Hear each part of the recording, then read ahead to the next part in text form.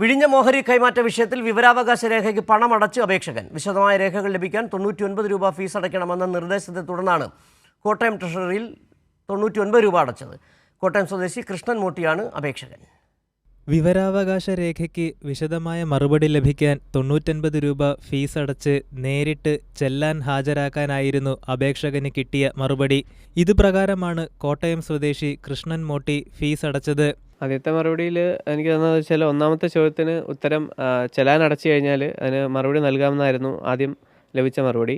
അതിനോടൊപ്പം തന്നെ ചോദ്യം 4 പരാമർശിച്ച ചോദ്യത്തിന് സർക്കാർ ഈ കരാർ ലംഘനവുമായി ബന്ധപ്പെട്ട് എന്തെങ്കിലും ചട്ടവിരുദ്ധമായി നടന്നുകൊണ്ട് തന്നെ ഇതിനെ അദാനിക്ക് അല്ലെങ്കിൽ അദാനി ഗ്രൂപ്പിനോ കത്തോ നോട്ടീസോ അങ്ങനെ എന്തെങ്കിലും നൽകിയിട്ടുണ്ടോ എന്നായിരുന്നു ചോദിച്ചിരുന്നത്. അതിന് അതൃപ്തി അറിയിച്ചിട്ടുണ്ടോ എന്നാണ് ചോദിച്ചത് എന്നുള്ള രീതിയിലാണ് ചോദിച്ചത്. അപ്പോൾ അതിന് കൃത്യമായിട്ടുള്ള മറുപടി പ്രകാരം ഇല്ല, ഇവിടെ നിന്ന് നോട്ടീസ് നൽകിയിട്ടില്ല എന്നുള്ളതാണ് അറിയിച്ചിട്ടുള്ളത്. പണമടയ്ക്കാൻ രേഖാമൂലം മറുപടി കിട്ടിയിട്ടും താൻ പറഞ്ഞിട്ട് ഫീസ് അടച്ചാൽ മതിയെന്നായിരുന്നു അണ്ടർ സെക്രട്ടറി ഫോണിൽ അറിയിച്ചത്. പിന്നീട് വിശദമായ രേഖകൾ നൽകാൻ കഴിയില്ലെന്നും അറിയിച്ചു.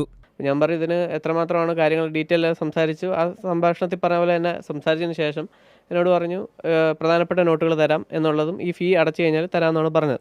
അതിനുശേഷം 3-ാം തീയതി എനിക്ക് ഈ ലെറ്റർ വീട്ടിൽ ഒഫീഷ്യലായിട്ട് കിട്ടുകയും തുടർന്ന് 9-ാം തീയതി എന്നെ വീണ്ടും ഇങ്ങോട്ട് വിളിക്കുകയാണ്. വിളിച്ചിട്ട് ഫീസ് അടച്ചോ എന്ന് ആവശ്യപ്പെടുകയും, ഫീസ് അടച്ചില്ലെങ്കിൽ ഞാൻ പറയട്ടെ 2 ദിവസത്തേക്കൊന്ന് പെൻഡിങ് വെയിറ്റ് ചെയ്യുക, അതിന് ശേഷം പറഞ്ഞിട്ട് അടച്ചാൽ മതി എന്ന് പറഞ്ഞു. കുറച്ച് ദിവസം, അതായത് 9-ാം തീയതിക്ക് ശേഷം 13-ാം തീയതി എനിക്ക് ഒരു മെയിലായിട്ട് അയച്ചു തരുന്നത് ഈ വിവരങ്ങൾ നൽകാൻ സാധ്യമല്ല എന്നുള്ള രീതിയിലാണ് അയച്ചു തന്നിട്ടുള്ളത്. നിയമപരമായി ലഭിക്കേണ്ട രേഖകൾ കിട്ടാൻ നിയമപോരാട്ടം നടത്താനാണ് അപേക്ഷകന്റെ തീരുമാനം. ഇനിയും വിവരാവകാശങ്ങൾ ഇതിൻ്റെ കുറേ ചോദ്യങ്ങളായിട്ട് ആവർത്തിച്ച് ഇതിന് കൃത്യമായി തന്നെ മറുപടികൾ നേടിയെടുക്കാനാണ് ഞാൻ മുമ്പോട്ട് പോകുന്നത്. കൈരളി ന്യൂസ്, കോട്ടയം.